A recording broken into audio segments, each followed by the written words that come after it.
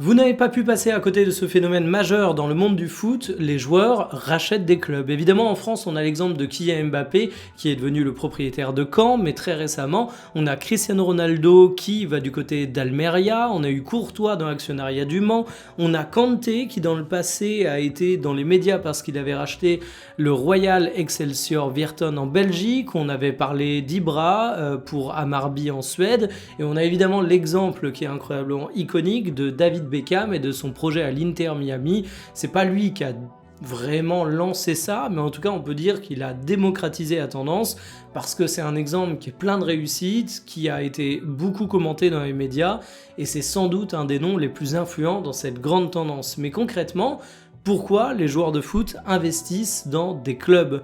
C'est un investissement qui est souvent décrit comme étant relativement peu rentable et aujourd'hui tu vois plus des fonds souverains, donc des États investir dans le football, tu vois plus des fonds d'investissement, donc des gigantesques structures qui vont miser sur un club de foot mais comme ils vont miser sur beaucoup d'actifs financiers que des personnes physiques telles qu'un joueur de foot.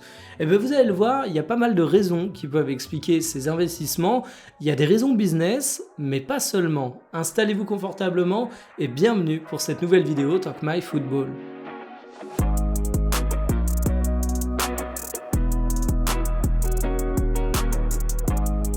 Pour vous expliquer pourquoi les joueurs de foot investissent dans des clubs, je vais d'abord parler d'investissement de manière classique, du marché des actions et on va parler de biais domestiques.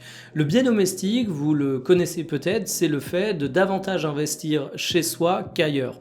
Pour prendre un exemple très concret, les Français ont dans leur portefeuille d'actions plus d'entreprises du CAC 40 que ce que ça devrait être le cas s'ils voulaient un portefeuille équilibré à l'échelle du marché mondial des actions.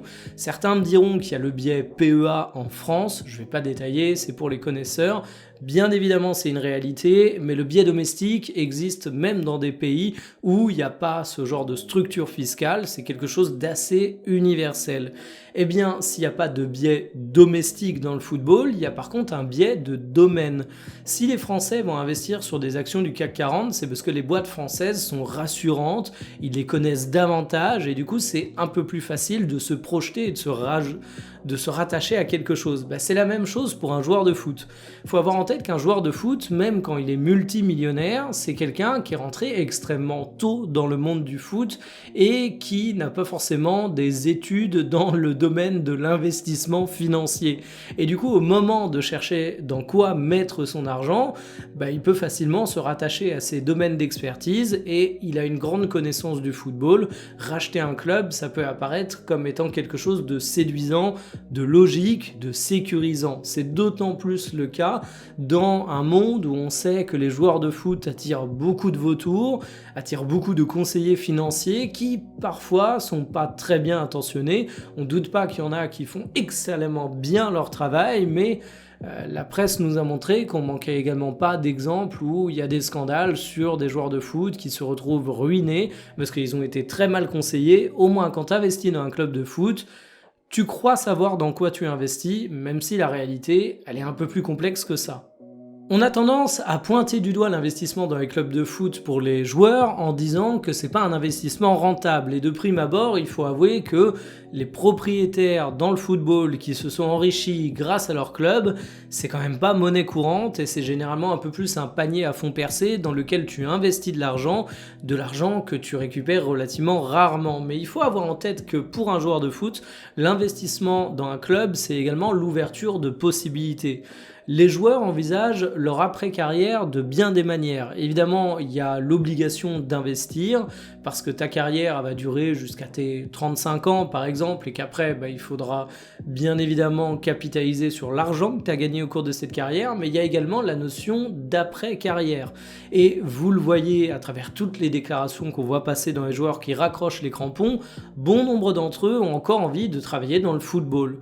Petit 1 parce qu'ils sont passionnés de foot, ça j'en doute pas, mais petit 2 parce que leur domaine d'expertise, ils sont pas légion et que quand tu deviens footballeur quasiment professionnel dès ton très jeune âge, t'as pas l'occasion de faire généralement des études dans 1001 domaines. Et c'est là que acquérir un club de foot peut devenir intéressant parce que tu prépares ces deux aspects de ton après-carrière. Quand tu as envie de devenir manager ou dirigeant dans le football après ta carrière de joueur, ben être propriétaire d'un club, c'est quand même drôlement pratique. Certains étudiants connaissent bien ça, ils ont créé leur boîte durant leurs études et du coup ils s'auto-prenaient comme stagiaires, ce qui était bien pratique pour valider leur période de stage obligatoire. Ben pour un joueur de foot, avoir un club, c'est la porte ouverte à ça. Et il y a un autre truc qu'on dit trop rarement, mais là faut creuser un petit peu, c'est que la rentabilité d'un club de foot, elle peut parfois être totalement indirecte. Déjà, il y a des investisseurs qui vont rentrer dans des clubs de foot parce que ça leur permet de développer leur réseau à l'échelle locale, mais aussi si un propriétaire d'un club ne gagne pas forcément directement de l'argent avec, ben, il y a quand même beaucoup de gens qui s'enrichissent dans le football. Admettons que vous soyez un joueur qui a comme proche des personnes qui ont une société d'agents, exemple pris totalement au hasard.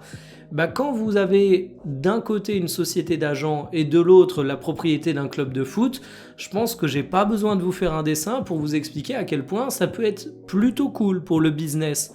Et puis je dirais également que en termes de compétences, il y a quand même un réel truc qui va être apporté par le fait de racheter un club de foot quand on est un joueur par rapport à une autre société. Je vous donne un exemple. Si vous êtes David Beckham, que vous rachetez une boîte de BTP, je pense que vous n'avez pas une connaissance extrêmement précise sur qui ferait le meilleur chef de chantier pour votre projet de rénovation dans telle ou telle ville. Par contre, si vous êtes David Beckham, que vous rachetez un club de foot et que vous cherchez à composer votre staff technique, que vous n'avez aucune idée de quel formateur recruter à la base, ben vous allez peut-être croiser des gens durant votre carrière que vous estimez extrêmement compétents et vous allez pouvoir les appeler parce que vous savez qu'ils feront bien le taf. Vous avez peut-être des contacts dans le monde du foot où vous estimez leur avis, où vous savez leur jugement sûr et du coup ça va tout de suite vous donner des profils extrêmement intéressants. Donc l'expertise des joueurs de foot quand ils investissent dans des clubs, elle peut être présente. Alors après, des fois c'est utile, des fois ça ne l'est pas parce que les moyens de monétiser indirectement les clubs sont pas toujours détenus par les footballeurs et parce que cette expertise elle est utile si tu t'impliques un minimum dans le club que tu rachètes, dans le club où tu es actionnaire. Or parfois on voit des joueurs qui délèguent totalement ça et pour cause ils ont autre chose à foutre, il faut bien l'avouer, et bah t'as pas de synergie. Et là on retombe dans l'équivalent du biais domestique et finalement les joueurs vont faire ce qui les rassure mais pas forcément pour des raisons rationnelles. En fait, il y a toute une problématique à évaluer autour de la gestion du patrimoine des joueurs de foot. Alors investir dans un club de foot pour un joueur, c'est pas forcément qu'une question d'argent. Ça peut paraître délirant de dire ça, mais parfois un club, ça vaut pas grand chose à l'échelle du salaire d'un joueur et il se fait un petit kiff façon football manager, mais en vrai, pour le meilleur comme pour le pire. Mais admettons qu'on revienne purement sur les questions d'investissement. On entend énormément parler, à tort et à travers, parfois de manière très pertinente, parfois de manière extrêmement bidon, des joueurs qui finissent ruinés après leur carrière. Alors déjà, ce qui me dérange toujours quand on parle de ça, c'est qu'on met tous les joueurs dans le même sac. Le salaire médian en Ligue 1, je ne sais plus à combien il est, mais ça doit être autour de 40 000 €. Si tu prends des joueurs de Ligue 2, c'est évidemment beaucoup plus faible, et si tu prends un joueur au Paris Saint-Germain, bah ça se trouve, il se fait 1 million par mois. Inutile de vous dire qu'un mec qui gagne 40 000 € par mois et un mec qui se fait 1 million d'euros par mois, si les deux arrêtent leur carrière à 35 ans, si les deux comptent ne plus travailler de leur vie, il n'y a pas exactement le même besoin d'épargne, le même besoin d'adaptation du rythme de vie. Donc déjà, les constats très généraux, ils veulent rien dire. Les moyennes, ça concerne tout le monde, mais ça concerne finalement personne. Ensuite, oui, il y a des joueurs qui finissent ruinés. Les témoignages ne manquent pas. Il y a même des cas de faillite personnelle qui laissent relativement peu de place au débat. Mais là, il y a toute une question de comment sont conseillés les joueurs, comment ils sont éduqués à ces questions d'investissement. Et c'est finalement des problématiques qui sont assez intéressantes sur la responsabilité de notre football, parce qu'on voit des joueurs qui sont valorisés de plus en plus jeunes, donc le circuit est professionnalisant de plus en plus tôt. Bon, ben, quand tu es déjà promis à être un champion alors que tu as 15 ans, ben, inutile de vous dire que les formations sur investissement, tu vas pas en avoir beaucoup et que notre football devrait se responsabiliser un peu dans l'accompagnement de ces jeunes sur ces questions. Mais à défaut d'avoir ça, dans certains cas, bah oui, on a des joueurs qui se tournent vers des projets de club parce que, encore une fois, c'est leur domaine d'expertise, c'est un domaine rassurant qu'ils peuvent connaître. Là où c'est intéressant, c'est qu'au-delà des joueurs qui individuellement vont racheter des sociétés, on voit de plus en plus de projets où tu as de l'association de plusieurs noms connus dans le football, où tu as finalement des structures qui se mettent en place.